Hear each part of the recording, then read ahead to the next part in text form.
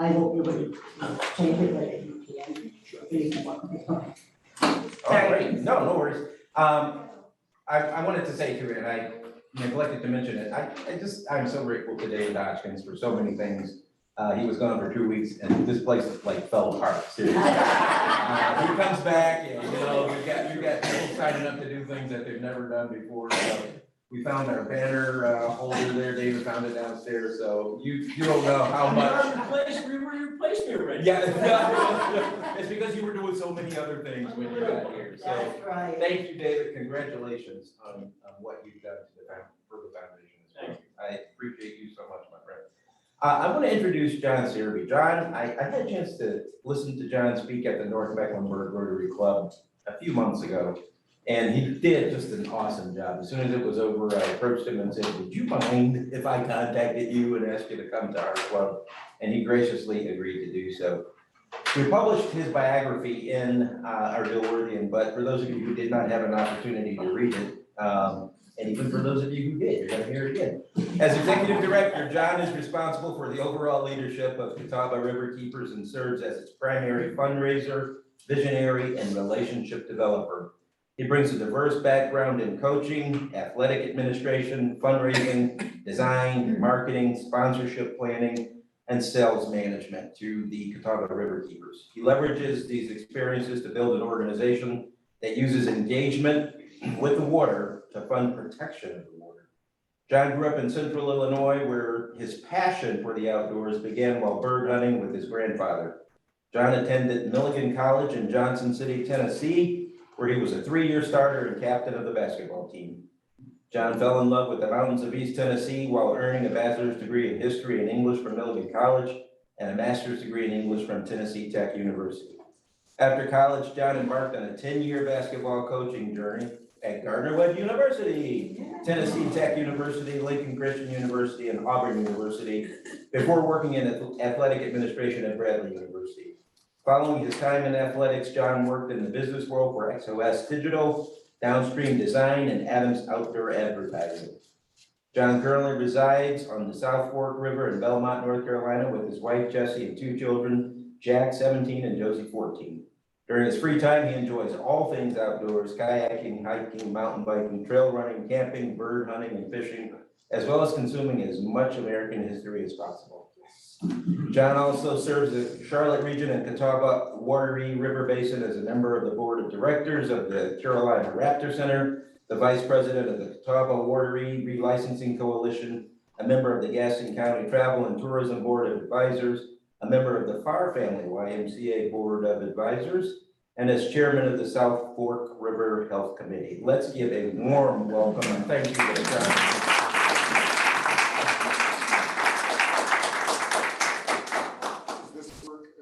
Oh, yeah, then I can do it. Okay, great. Well, she gets my presentation up. Thank you for having me. I am a product of the Rotary Club. When I was a senior in high school, I received a Rotary Scholarship from the Rotary Club of Normal, Illinois, which is a small farming community in central Illinois, where my father was a pastor of a small church and my mom was the high school or the elementary school principal. So when you take a farm boy out of Illinois and throw him into the mountains of East Tennessee, a whole different world opens up. And as Kevin mentioned, I really fell in love with the outdoors when I went to college. And I've had 3 distinct phases in my career: basketball coach, sales leader, and now environmental nonprofit leader. And I took this job in 2019 when my wife came out to me on the porch and handed me the job description that they were posting and said, "I'm tired of you complaining about your job. Get your personal life and your professional life a little more lined up." So for the last 4 years, I've been doing the best and hardest job that I've ever had in my 25 years of professional service. I'm going to tell you a little bit about our organization and what we're working on. If you can go, if it allow you to go full screen, that might make it a little cleaner. I don't know if we'll let you do that. Careful, is it? Yeah. Yeah, it's not the PowerPoint, so it's here. Go to view. I can't see that, okay.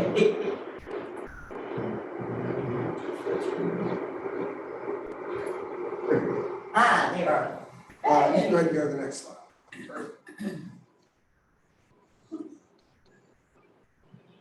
Can you minimize their own? There you That one here. Okay. It's good. go. Okay, so, give you a little bit of background about our organization. I'm gonna talk to you a little bit about what we're working on now. First of all, how many of you have ever even heard of Catawba Riverkeepers? All right, well, for those of you who haven't, I'm gonna hopefully educate you a little bit. For those of you who have, I hope to catch you up on what we've been working on. We just celebrated our 25th anniversary. Last Saturday, we had a huge gala, and so we've been at this work for a quarter century. And our mission statement has evolved a little bit over the last several years, but now our mission is to preserve, protect, and restore the waters of the Catawba Watery River Basin for all through education, advocacy, and engagement. And I tell everybody, we have a very simple vision and a very hard job to get there. Clean and plentiful water for everybody is a basic human right. And you would think that that's something in a well-developed country like America, we should be able to assume is a foregone conclusion. But that's not always the case. So if you'll go to the next slide. Oh, wrong one. There we go. So, as I mentioned, we were founded in 1997. We serve 26 counties in North and South Carolina.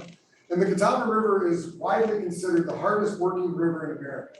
And that's because there's more power generated, more electricity generated per mile by this river than any other river in the United States. It's not the biggest river, it's actually fairly small in the world of river basins. And it's not the most power generation, period. You have rivers like the Colorado that are generating power for 7 or 8 states. But per mile, we serve electricity through this river of over 3 million people. We have drinking water for 2.5 million people almost. And there's almost 4 million people that live in this river basin in those 26 counties. There's almost 9,000 miles of rivers, creeks, and streams in a 5,000 square mile river basin. And I think the most important thing about our organization is from day one to 25 years later, we have always been a grassroots organization. Today, we boast over 7,000 members in those 26 counties, and they constitute about 40% of our funding, with an average donation of $72 a piece.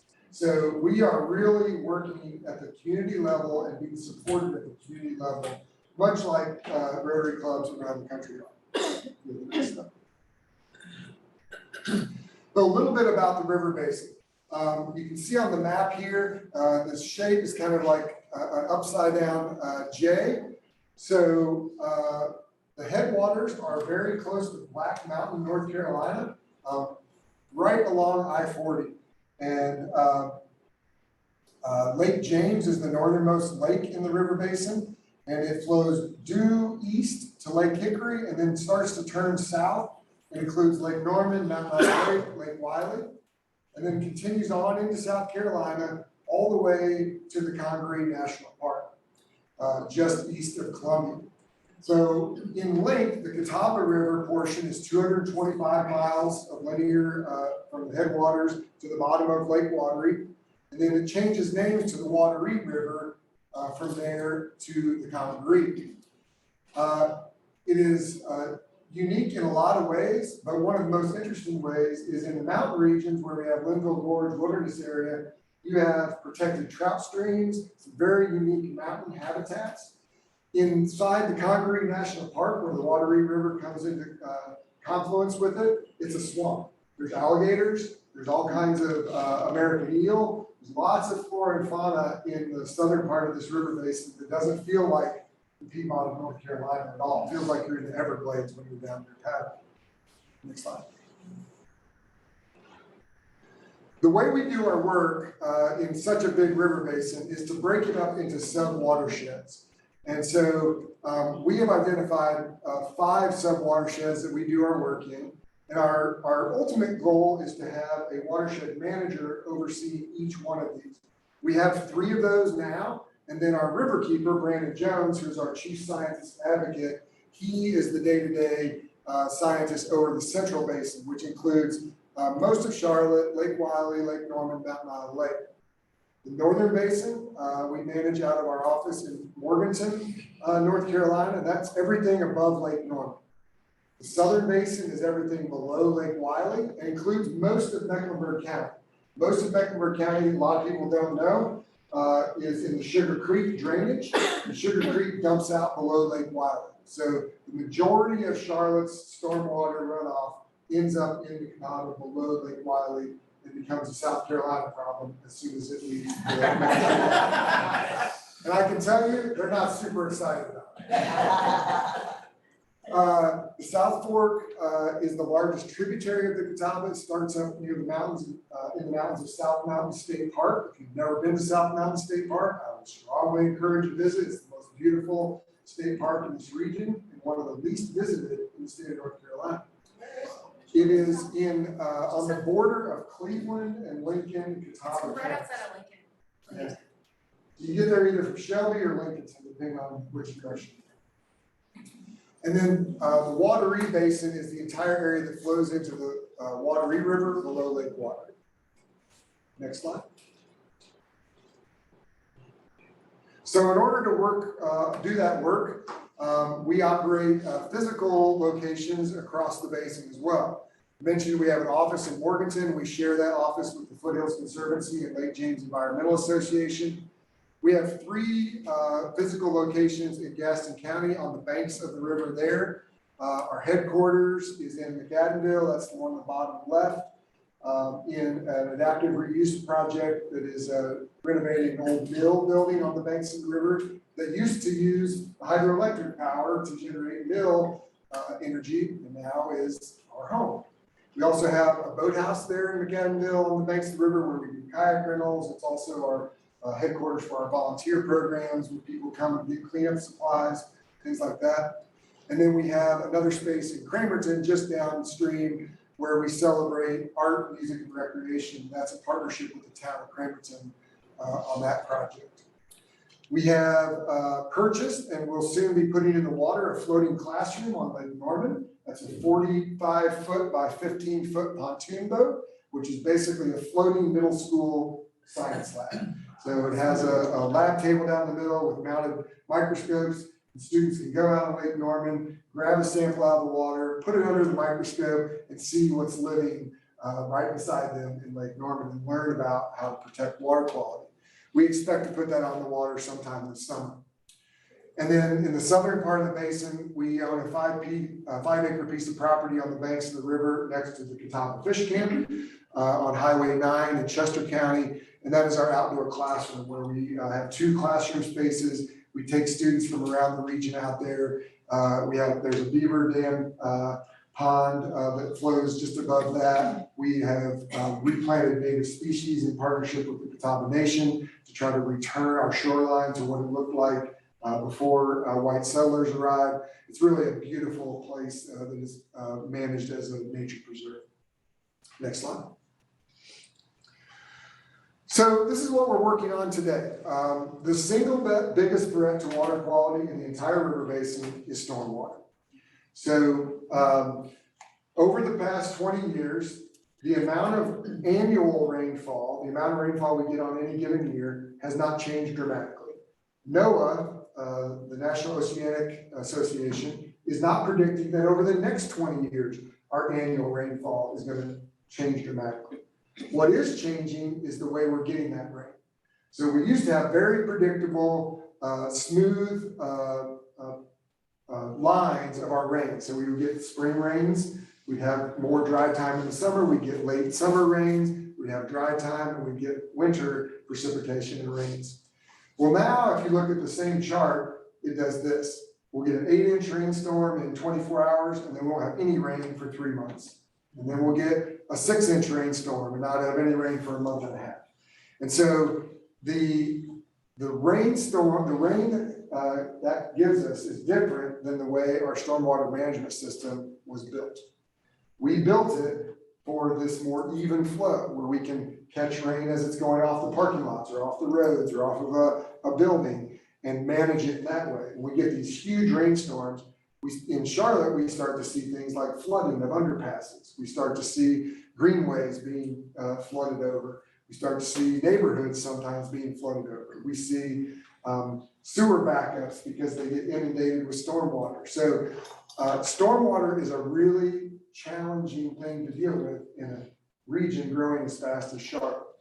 So we are working very closely with municipalities, state officials in both North and South Carolina to try to strengthen and expand stormwater management requirements and protections around stormwater.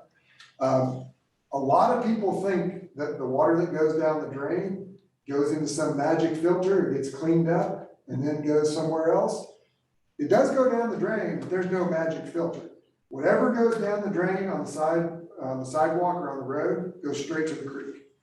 There's no filter in any way, shape, or form. So a plastic bottle left in the parking lot here at this church, if we get a rainstorm tonight, which we're supposed to, if it goes down the drain, it will be in McClellansville, South Carolina, going into the Atlantic Ocean in 16 days.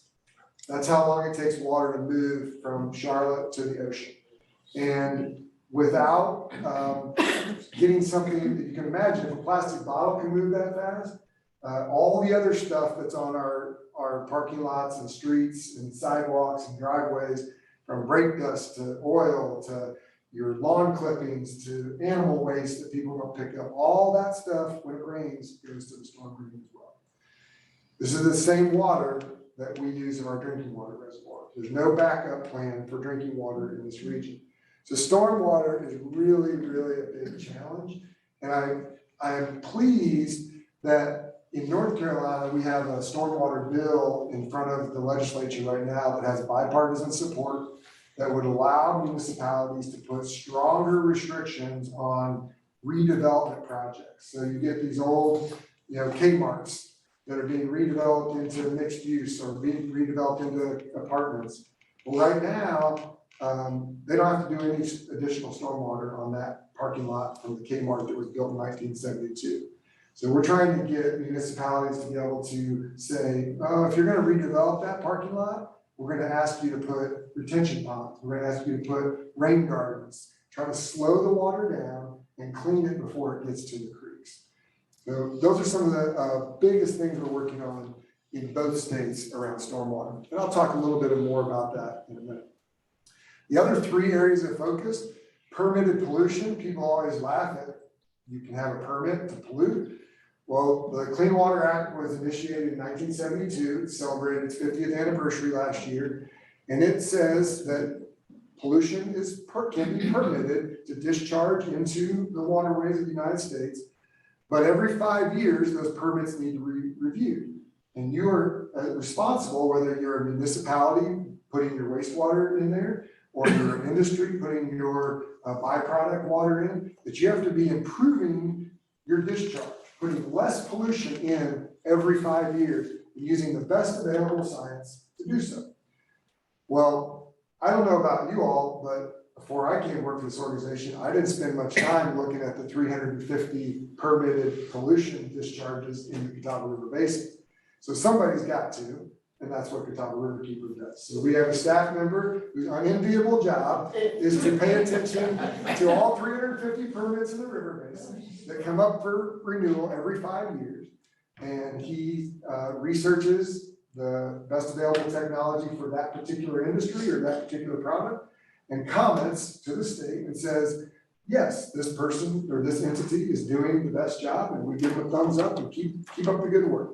Or in some cases, they're doing a very poor job and they've had spills, or they've had discharges that are illicit, or they don't have new equipment. And in those cases, I'd say 95% of the time, the state listens to us and requires them to do upgrades and changes. Those are really, really important things that nobody else is doing in the entire area, because it's not a municipality's job to do it, and the state typically is just going to rubber stamp whatever comes across their desk. Swimmable, drinkable, fishable waters. This is a part of the Clean Water Act, requires our public waters be swimmable, drinkable, and fishable. And most of that is related to stormwater issues. So bacteria levels, turbidity levels, meaning how clear is the water, dissolved oxygen, that's what fish need to be able to survive. So we do a lot of independent sampling to make sure that the waters that you're gonna be out on your pontoon boat, on Lake Wiley or Lake Norman or Mountain Island with your family are safe for you to swim. Our largest program is called Swim Guide. Every Friday from Memorial Day to Labor Day, we test 65 sites around the river basin that are popular swim sites. We post those results to our social media, our app, our website, and we send it out in email. And we say either it's green, it's safe to swim, or it's red, it's not safe to swim, based on the state standard for bacteria. And I know that this is an important program because last summer, 70,000 people viewed our results of our swim guide program. And so one thing I always encourage Rotary clubs to consider is it only costs $500 for us to sample a site for the entire summer. The samples are not that expensive. And we have a huge volunteer base that will go out, grab the samples for us, bring them back to our lab, and then we run the samples and post them. So I always encourage Rotary clubs to talk about and consider, if you want to support something at Catawba Riverkeeper, become a Swim Guide site sponsor. We can put it on one of the Charlotte-based lakes, Lake Wiley or Mountain Island or Lake Norman, and the impact that that has is really tremendous. The last area of focus is restoration. And this is actually a new one for us in the last couple of years. Our board realized that you cannot preserve and protect your way to clean water. You have to go back and undo some of the damage that's been done over the last century and a half that we've been using this river. And that's, this is a textile mill area. Textile mills were not great citizens of our water for the first 100 years they were operating. They were dumping dyes straight into the river. They were dumping all kinds of other chemical waste off those. And so, undoing some of that, restoring some of those waters is an area of focus for us. Doing stream restoration, trying to make them less unstable and less steep banks. Next slide. And you can go on to the next slide. So I'm going to talk a little bit about how we work, how we do this work. So the core of everything we do is education. We believe that if you teach young people how to take care of their water and why it's important, that they're going to not only teach you, their parents and grandparents, but they're also going to be better water citizens when they grow up. So we have summer camps and field trips and workshops. Probably the coolest program we have is the CREEK program. It stands for Community Resources for Environmental Education and Kayaking. This is focused on underserved neighborhoods in the Charlotte region where you have kids that have never had an opportunity to be out on the water. And the most of the time, they don't realize that there's part of the Catawba River running right by their house. So in places like historic West End or East Charlotte, where Irwin Creek is cutting right through historic West End, and you got kids who've grown up there their whole lives and have no idea that there was a creek there. So we go to their neighborhood, we meet with them and their neighborhood group, we take them down into the creek, they get waders on, they take samples, we see what bugs are in there, and they get so excited. And that's the first day. The second day is they come out to our place on the banks of the river in Gadenville, and they get in a kayak. A lot of these kids have never been in any body of water bigger than a bathtub. So getting on a body of moving water and paddling, it's so cool to see their faces. And this picture in the bottom right-hand corner is one of our CREEK program groups. But that is completely underwritten by corporate partners. Crescent Communities is our primary sponsor of the CREEK program. So last year we served about 350 kids with that program at no cost to any of those kids or their organizations. Next slide, please. Oh, wait, one too fast. Engagement is the second way we do our work. So we call engagement anything fun or interesting that you do on the river or next to the river. So that includes kayak rentals and guided tours that you can go out and explore different parts of the river basin. volunteer cleanups and volunteer restoration. Last year, we had over 2,000 volunteers, gave almost 17,000 hours of time to protecting the waterways. The biggest bulk of that is cleanups. Last year, we took 65,000 pounds of trash out of the river. The year before, 115,000 pounds of trash out of the river. One of the ways we do that is with trash traps. So if you ever walk through Freedom Park, when you get between the playground area and where the pavilion is, there's a little creek coming in. If you walk down to Little Sugar Creek there, you'll see one of these trash traps. And that is floating on the creek, collecting trash as it goes down. And we have volunteers go out once a week and go in there and clean out all the trash, get it all sorted. And the most important thing they do is we submit it to the EPA's trash database to try to understand what kinds of trash are coming out of the waterways across the entire Southeast. Now, why is that important? That's important because we go to work on legislation around the use of single-use plastics or plastic bags or things like that. We can say this year, 85% of all the trash we took out of our trash traps was single-use plastics, which it was in 2022, where we can start to impact legislative change. And that is really important data to have. We also have all kinds of other volunteer programs around fishing line recycling. I mentioned water quality sampling with Swim Guide and water watcher program, just to teach you what you're looking for when you're out. Next slide. And then our scientific team, which we call our Protect team, they're the scientists out there doing hard science. So we have a team of 5 scientists, and they're doing bacteria monitoring, independent sampling. In the state of North Carolina, the state samples less than 5% of all the creeks and streams in the state on any given year. And so we just get a little bit of that 5%. So we're out there doing independent sampling, making sure that the public knows what issues are addressing their water quality. We take that information and do advocacy, both at the local, state, and regional, and sometimes national level. And probably the most important is that last one, is we're a convener of stakeholders. There's only 2 organizations that have a full view of the Catawba River from the mountains to the Congaree. Us and Duke Energy. Duke Energy has its own priorities.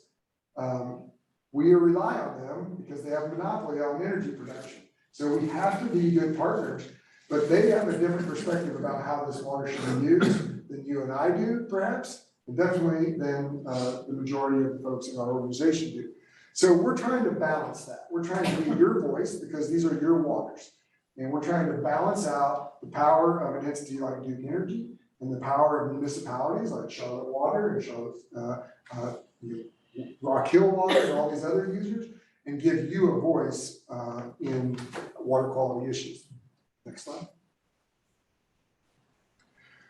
So a couple of additional resources, and you all are welcome to distribute this afterwards. A couple other additional resources I would point out to you if you're interested. So we have an app that's available on both Apple and Android stores that has a place that you can report pollution. So if you happen to be walking along the Little Sugar Creek Greenway and you see something that doesn't look like it should be there, you can snap a picture of it, give us a little bit of data, it'll tag the photo where you are geographically, and you can submit it anonymously to us. And then we start to track that up, and we'll give you follow-up on what happened to that. That can be done in our app. It can also be done online.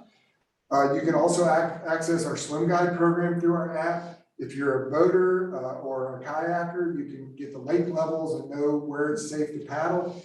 You can do kayak rentals, and of course, you can donate to us online through our app as well. The other resource I would draw to your attention is the State of the River Interactive Report. I could do this presentation for 5 hours if you had that kind of time. There is so much data on the state of the river. Tells you, breaks it down by those sub-watersheds and tells you the health of the river in each of those, and then why it's healthy or not in those particular areas. Bunch of different categories.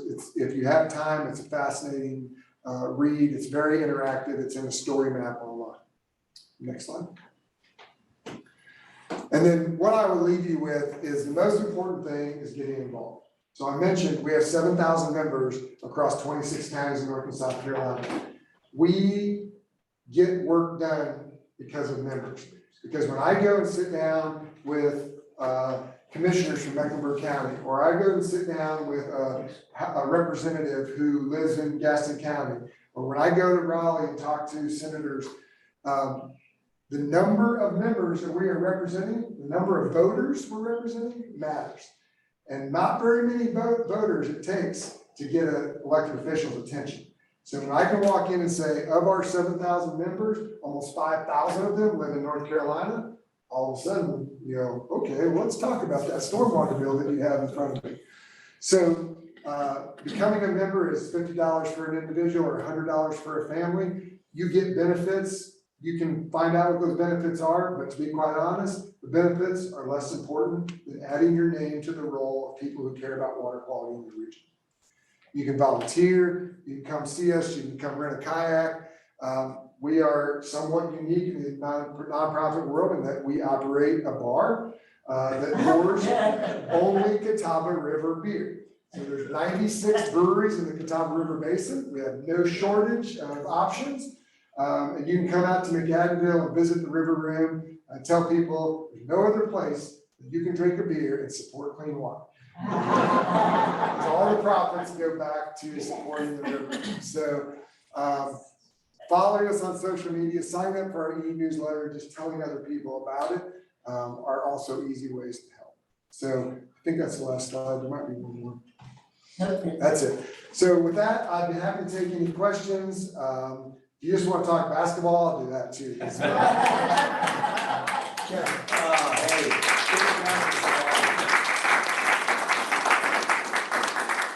John, thank you so much. I thought I learned everything when you spoke at North Mecklenburg, but I continue to learn from your presentations. Thank you first and foremost for being here. It's interesting, so many of these things that you all are doing as a nonprofit intersect with our areas of focus. One of them, of course, being clean water and sanitation, but the other one is a more recent one, and that is protection and sustainability of our environment. That's our newest area of focus of our 7 areas. So we do have some things in common with you. One of the things I wanted to ask you is there any noticeable impact on the quality of the river and migratory birds and things of that nature? Are there any studies or any data that looks at that? That's not something that we've got into. A couple of things that are kind of ancillary connected to that though. We're doing a study right now on microplastics, which there's a connection between the health of migratory birds and plastics in the waterways. Some of you probably know this, microplastics are in our drinking water all over the world. There's something that come off of our clothes when we wash because of the detergent we use and a lot of the chemicals that are used in making our clothes. And so, but it's not something that our water treatment or our wastewater treatment plants, more importantly, are filtering for. So we've been doing a study across the river basin, testing upstream and downstream of our wastewater discharges for microplastics. And we're seeing an alarming higher number below the wastewater discharges than above the wastewater discharges. What that's going to do, this is a study we're in with all the Riverkeepers in the state of North Carolina. North Carolina is blessed. We're the only state in the union that has all 15 of our river basins have a Riverkeeper on them. And so we have a great collection, it's called Waterkeepers Carolina. We work together on statewide initiatives. And what I think this is going to do is it's going to require municipal wastewater treatment to now start filtering specifically for microplastics, which ultimately is really impactful because if you can imagine how much wastewater comes out of Mecklenburg County alone, it doesn't impact you personally if you live in Mecklenburg County, but Rock Hill takes their drinking water out of your wastewater. You take your drinking water out of Mooresville's wastewater and Hickory's wastewater. So everybody lives downstream of somebody. And in a state where you have a river basin across multiple states, you want to make sure everybody's on the same page about what you're filtering for. So this is why it's a statewide initiative. The other thing that's associated with flora and fauna is stormwater, because you can't have healthy birds if you don't have healthy fish. You can't have healthy fish if you don't have healthy bugs. bugs can't live in dead water. And so when you start doing things as basic as stream restoration, and you bring bug life back, now you bring different fish species back. When you bring different fish species back, you bring different bird species back, and it makes it safer for us to eat as humans too. So we don't directly do that kind of work. Raptor Center is doing a lot of really interesting work around migratory birds and the impacts of water on raptors in particular. But that's not something we do on a daily basis. One more comment, I just want to applaud y'all for working in concert with Duke Energy. I know a lot of folks look at them as an enemy, but they're here, not going anywhere. It's better that you can have a working relationship with them and be on the same page as much as you can. Yeah. Thank you for doing that. I'd be willing to bet that most of you, if you've ever heard of us, it was because of the 10-year coal ash litigation with Duke Energy. We settled that on December 31st, 2019.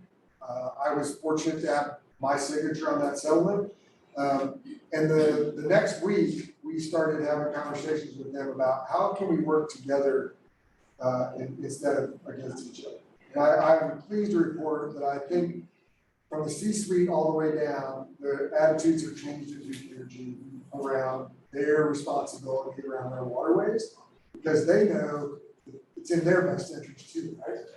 And so we don't agree on everything. We're probably never going to agree on everything, but we have a much better working relationship than we did 5 years ago.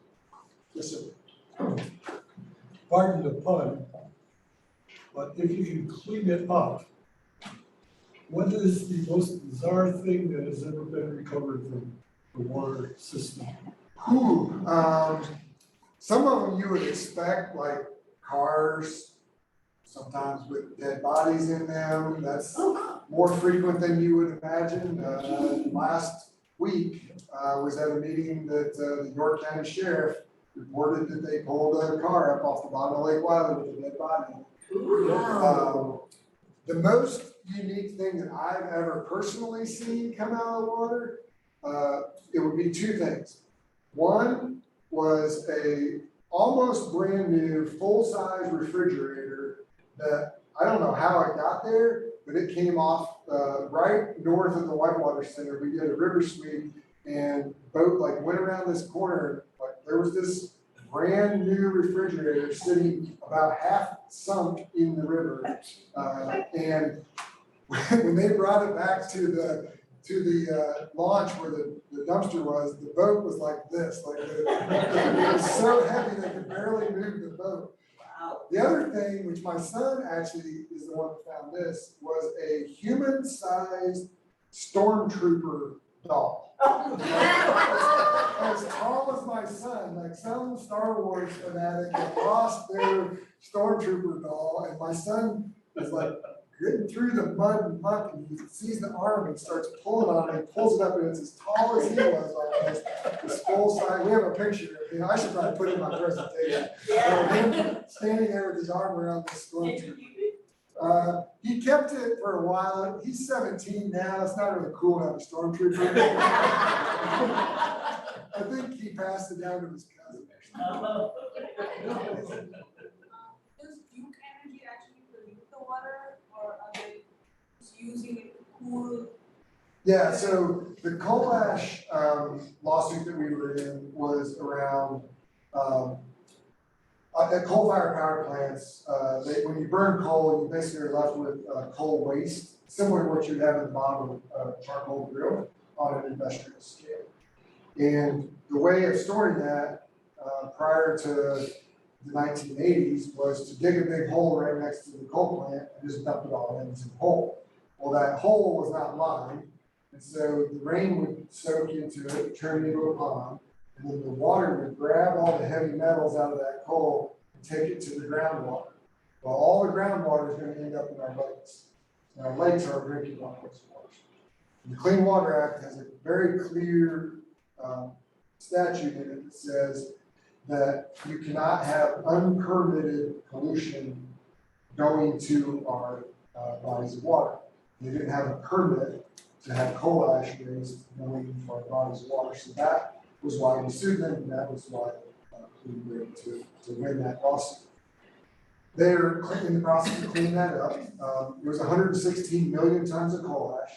To give you an idea of how much that is, if you put it all inside Bank of America Stadium, the pile would be 5 miles high, the height of the airplanes fly.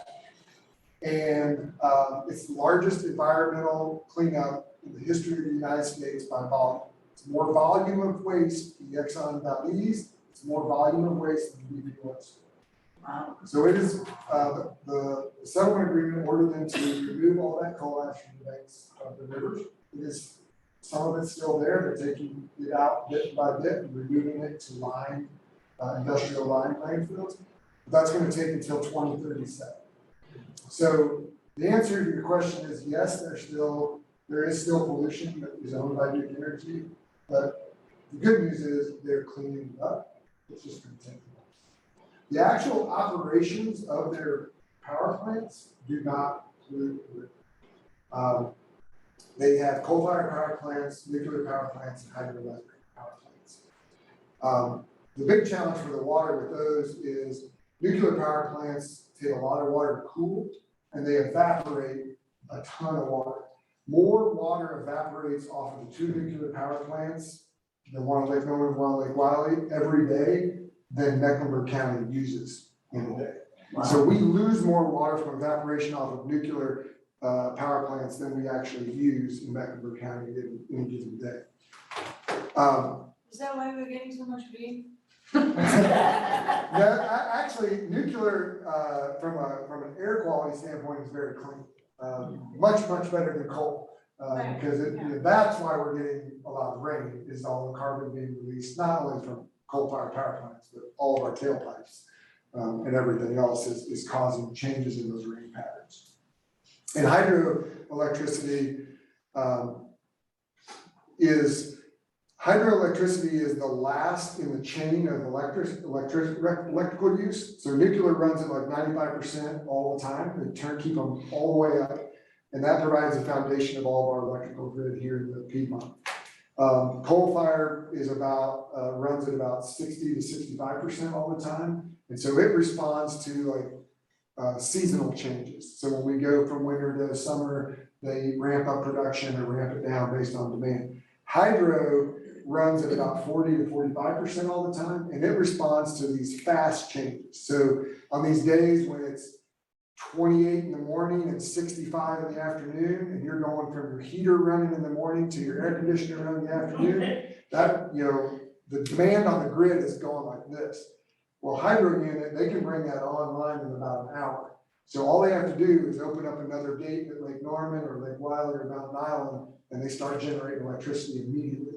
So hydro is kind of kept down until it really is needed, and then they open the gates and push the water through across the turbines. Hydro is the cleanest of all their energy generation, but it also has the lowest capacity. It just can't. If all those other ones went away, we'd all have blackouts all the time because we don't have enough hydro generation to support the population. We have one question. There are a lot of gas-fired systems around the country, Pardon me? a lot of gas-fired generating systems. Yeah, and actually They're Duke is, pretty clean also. yeah, Duke is converting the coal-fired power plant on Lake Norman over to natural gas. They'll have that done by 2030. They're shutting the coal plant down on Lake Wiley completely. They already shut the coal plant on Mountain Island Lake down. You know, what we kind of forget about though, in the we-they relationship, is they bought the Catawba River. So all the land under it, they bought, they paid for it. That's not actually true. They don't own anything in the watershed itself. They own a lot of land on the banks of the river, but the water itself and all the land under it belongs to you and I. But it wasn't, when they dammed it up, is when it became up here. That's right. They had to buy it to dam it up. They have to buy the land to put the dam, and they have a permit. They operate on 40-year permits with the federal government called a FERC permit. I was familiar with that with TVA. Because they had behind every dam, they own everything down to the water level, but they had to buy the farmers out below that too. That's right. Guess we better, Question on land use. yeah, Quentin, you have a quick question?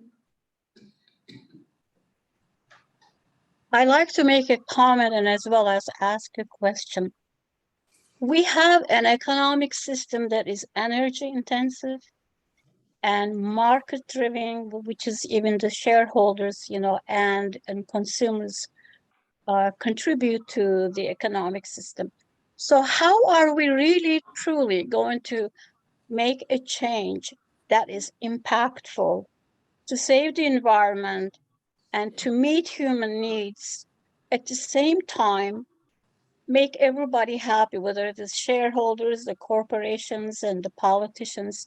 I think our power, the collective power, is sort of fragmented, dissected, and we really cannot work together because everybody has created their own little corner where they have to sort of look for their own vested interest. So I know this is a very complicated comment and question, but I think that we need to be aware of our own impact. We're not talking about conservation of energy and water anymore. We're just talking how we can deal with the problems rather than prevent the problems. Correct? Yeah, in a lot of ways, yes. If I had to answer your question, I'd be speaking in front of Rotary International instead of the Dilworth, Rotary Club. There you go. There you go. I wish I did, because you're exactly right, we're doing a lot of piecemeal work. That could keep me up at night. I choose to focus on the fact that our organization has an opportunity to have impact on clean water in the Charlotte region and beyond. And that is an important piece to this bigger puzzle. There are 7 environmental nonprofits in the Charlotte region that work on a day-to-day basis on particular issues.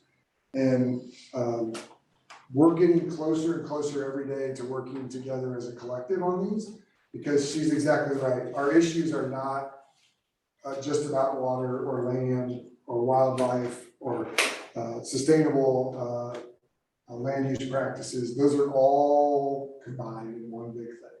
And so when us and Catawba Lands Conservancy and Tree Charlotte, Sustain Charlotte, Carolina Raptor Center, and NC Wildlife Federation, and Ann Springs Coast Greenway, when we all work together on things, we have an opportunity to have this greater impact. And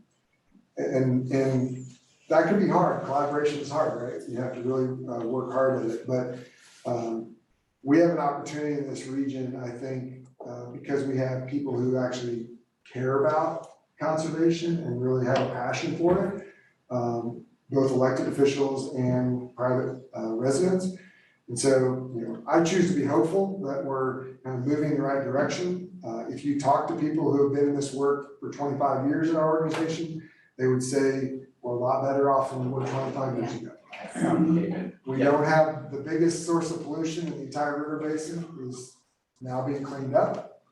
That's a big step. So now let's move on to the next thing. So I appreciate that concern. I share that concern about the big picture. I think I would encourage everybody to pick up dog poop. Yep. That's a little thing you can do. Use less single-use plastics. Don't wash your car in your driveway. It sounds like a stupid little thing, but all that soap that goes down the storm drain in front of your house goes to our creeks. And wildlife, bugs can't live with all that soap. So I tell people all the time, like, Autobell ought to make me their ambassador. And I would encourage you to go to car wash, because Autobell is required by law to have a little mini wastewater treatment plant underneath every one of those car washes. So what they discharge is already clean. And they take all the dirt and nastiness and soap, and it has to go to processing at the sewer, not down the storm drain. When you wash your car at home in the driveway, all that soap goes straight down the storm drain. So if you have to wash your car at home, do it on the grass. Let the grass do some of the filtering work for you. That little thing has a bigger impact than you realize. Hey, how about a round of applause?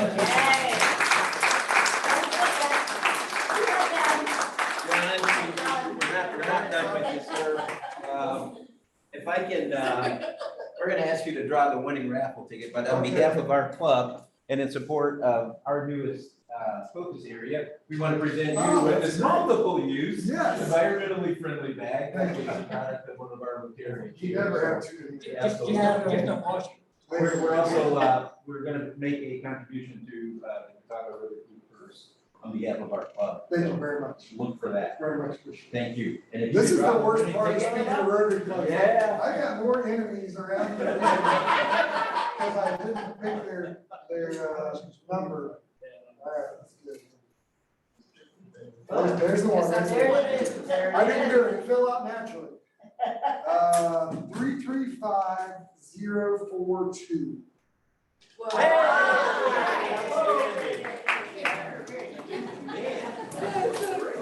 Hey, birthday. Thank you so much. I never see. Okay, pass up your card buckets, and let's stand to 5 ways up. Oh, yeah. All the things that you didn't say or do, number 1. Is it true? Number 2, is it fair? Number 3, number 4, will it be beneficial to all concerned? And number 5, will it be fun? Thank you. Ring the bell, ring the bell. So,